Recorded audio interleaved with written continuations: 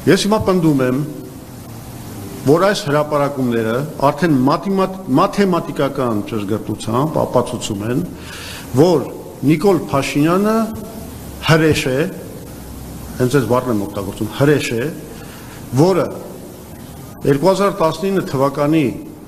ապրիլին եւ հունիսին ստացել է կարգավորման պլան, իդեպ չգիտես ինչու ապրիլի պլանը չի հրապարակել, պլան, որը հաստատում է խաղաղություն եւ ապա շրջափակում, միջազգային խաղաղարար ուժերի տեղաբաշխում Արցախի ամբողջ պարագծով եւ նաեւ այն 5 շրջանում,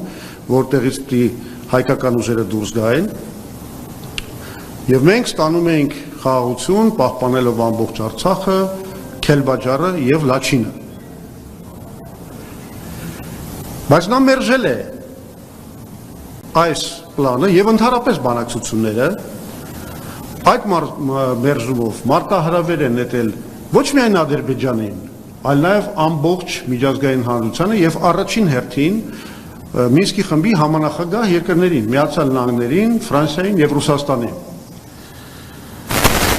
Եվ ըստ էության նա լեգիտիմացրել է այս մերժումով, բանակցություններից հրաժարումով Ադրբեջանի ագրեսիան կամ պատերազմի վերսկսումը